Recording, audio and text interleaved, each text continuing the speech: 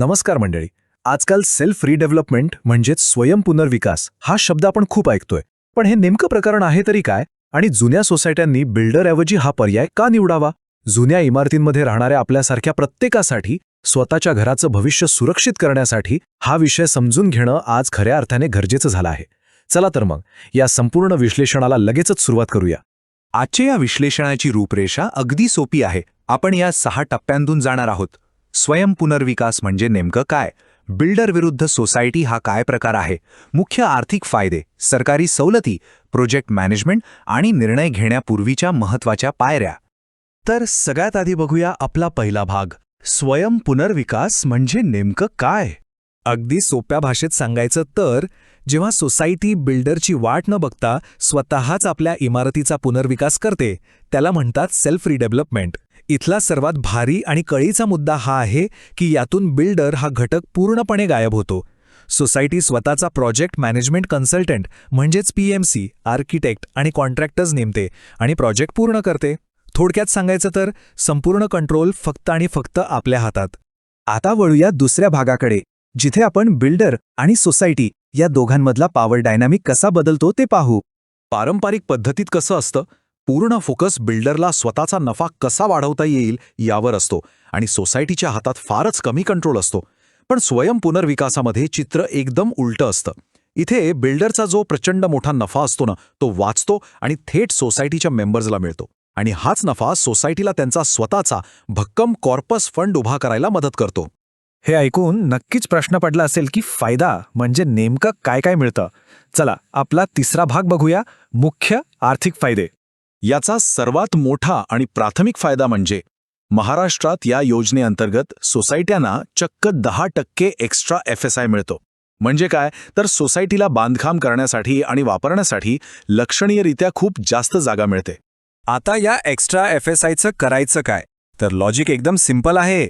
या अतिरिक्त जागेत सोसायटी जास्तीचे फ्लॅट्स बांधू शकते. हे फ्लॅट्स मार्केटमध्ये विकून बांधकामाचा पूर्ण खर्च आरामात वसूल होतो. आणि खरी मज्जा तर इथेच आहे.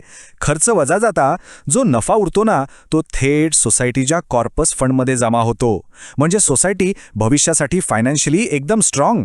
आणि हा फायदा फक्त पैशांपुरता मर्यादित नाही हा. या नफ्यातून सोसायटीच्या राहणीमानातही खूप मोठा बदल होऊ शकतो. म्हणजे उत्तम ॲम्युनिटीज, एकदम modern parking system, hi tech security आणि बिल्डरच्या तडजोडीविना झालेलं हाय क्वालिटी बांधकाम, हे सगळं आता सहज शक्य होतं. आता एवढं सगळं सोसायटीने स्वतः करायचं म्हटल्यावर सरकार काही मदत करतं का? तर हो. भाग 4 मध्ये आपण याच विशेष सरकारी सवलतींबद्दल बोलणार आहोत. या टेबलमधले आकडे जरा बारकाईने बघा. मार्च 2026च्या आधी जर तुम्ही प्रस्ताव सादर केलात तर प्रीमियम व्याजात चक्क 8.5% इतकी मोठी सूट मिळते. आणि दुसरं म्हणजे सोसायटीच्या मेंबर्सना त्यांच्या नवीन फ्लॅटच्या वाटपासाठी म्हणजेच अलॉटमेंटसाठी फक्त 1,000 रुपये इतकी नामात्र स्टॅम्प ड्युटी भरावी लागते. हा खरोखरच एक खूप मोठा आर्थिक दिलासा आहे. पण थांबा, इथे काही महत्त्वाचे नियमसुद्धा आहेत जे लक्षात ठेवणं गरजेचं आहे. जर जुन्या फ्लॅटवर स्टॅम्प ड्युटी भरणं बाकी असेल तर नवीन नोंदणी करताना ती थकीत रक्कम क्लिअर करावीच लागते. आणि हो, जर तुम्ही पात्र क्षेत्रापेक्षा जास्त कार्पेट एरिया विकत घेतलात तर त्या एक्स्ट्रा जागेवर रेग्युलर दराने स्टॅम्प ड्युटी लागेल. हे नियम विसरून चालणार नाही. हे सगळं भारी वाटतंय, पण लोकांच्या मनात असलेली सर्वात मोठी भीती, भाग 5, हा एवढा मोठा प्रोजेक्ट मॅनेज कोण आणि कसा करणार? इथला मुख्य मुद्दा हा आहे की सोसायटीचे मेंबर्स स्वतः विटा आणि सिमेंट उचलून बांधकाम करणार नाहीत. त्यासाठी एक अनुभवी प्रोजेक्ट मॅनेजमेंट कन्सल्टंट म्हणजेच पीएमसी, तज्ज्ञ आर्किटेक्ट आणि एक स्ट्रॉंग लीगल टीम नेमली जाते. ही तज्ज्ञांची फळी हा सगळा प्रोजेक्ट अत्यंत व्यावसायिक आणि पारदर्शकपणे हाताळते, जेणेकरून आपल्याला काहीच टेन्शन राहत नाही. आता आपण आलोय आपल्या शेवटच्या आणि अत्यंत महत्त्वाच्या भागावर. निर्णय घेण्यापूर्वी कोणती पूर्वतयारी करणं मस्ट आहे? जसं की रिडेव्हलपमेंट क्षेत्रातले अनुभवी तज्ज्ञ नेहमी निक्षून सांगतात, कोणताही निर्णय घाईघाईत घेऊ नका. संयम खूप महत्त्वाचा आहे. सगळी कायदेशीर कागदपत्र तपासा, व्यावसायिकांकडून एक प्रॉपर फिजिबिलिटी रिपोर्ट तयार करून घ्या आणि मगच पुढचं पाऊल उचला. हे योग्य प्लॅनिंगच ह्या मॉडेलला सोसायटीसाठी एक खरा गेम चेंजर बनवतं.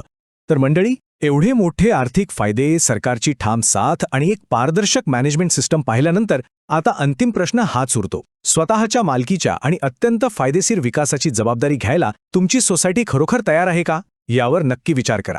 आजच्या या विशेष विश्लेषणात सहभागी झाल्याबद्दल खूप खूप धन्यवाद.